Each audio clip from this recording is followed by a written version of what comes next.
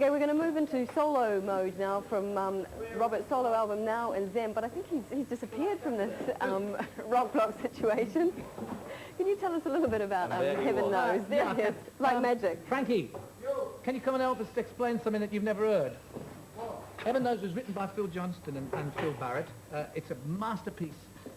It was the first piece of music that I heard that began the whole project of Now and Then, which transpired, became Manic Nirvana, and then imploded.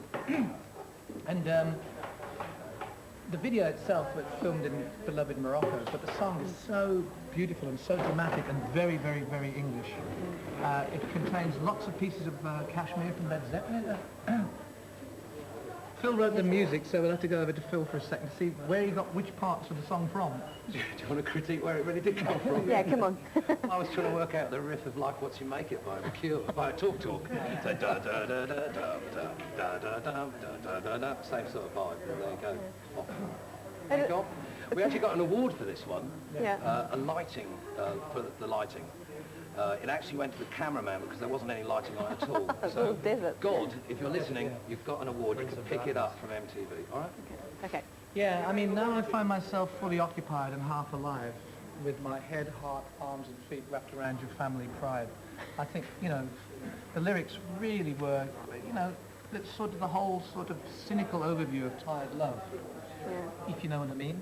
You may never have experienced that, but there's a lot of people drowning in it, and I thought the lyrics were really very, very sharp and good.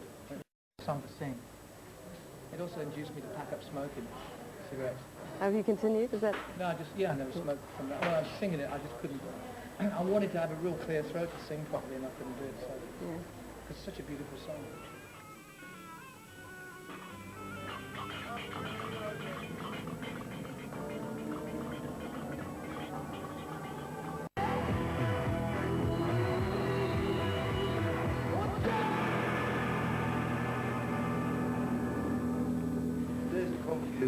This is a Genesis fan talking.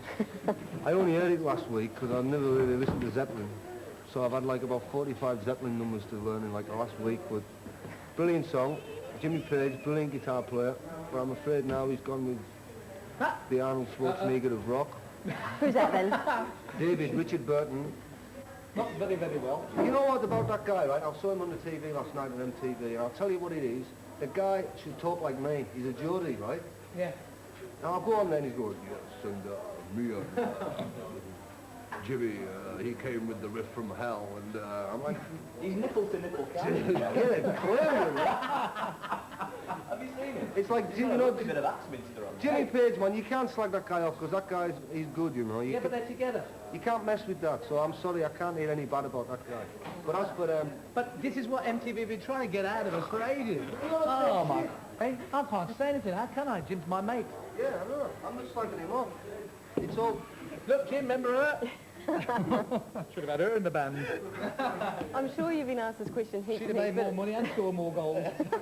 as we're going into a Led Zeppelin song, you've been offered time and time again, I'm sure. Here we go. Mega, mega, mega. Oh, you knew it was going to come. How come that it's just, you're obviously not going to, you don't need the money to reform a Led Zeppelin thing. I'm going to have to concentrate You're really, very hard, really please. hard. And I'm going to send all my sort of sonic signals out to me. To Okay. Michael here, who'll give you the answer. Okay. Well, this band's just fucking miles better anyway. Well, I didn't say that. I can't remember what it was like to get to a gig 3 hours late, you know, and then find that we couldn't tune up because the roadie was lying on the carpet. I couldn't wait to get back to all that again. You must get sick of people, though, constantly coming at you like this and saying, you know, when's it going to happen? Charm, eh? What a gal. Oozing. Yeah. But, you know, I want to know what you do at the end of the end of the end. You know what? You don't reform. You just keep going. You have some fun. Everything is relative to the time that you do it. You know, when you get divorced, you don't go back and get married again. You can go out to dinner. My ex-wife's over there. Maureen! She still ignores me. But, you know, I mean, she comes to gigs, she gets in for nothing. Well, I'm not going home. We're all dazed and confused, obviously. Yeah, that's right. Cut.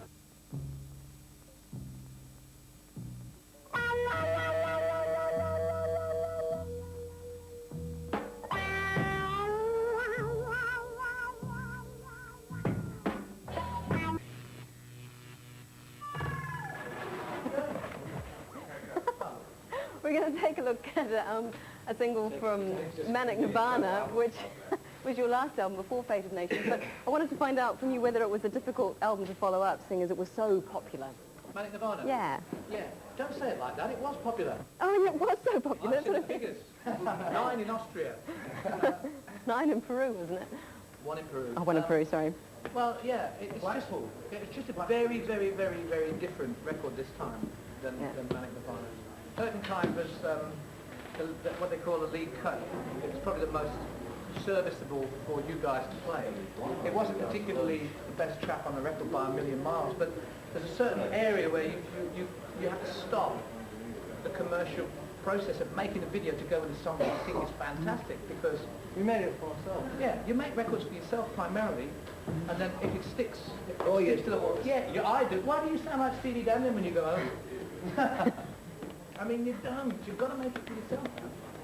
You don't. You make it for the record company and you put it out, and that's what he does. He sits back over there now.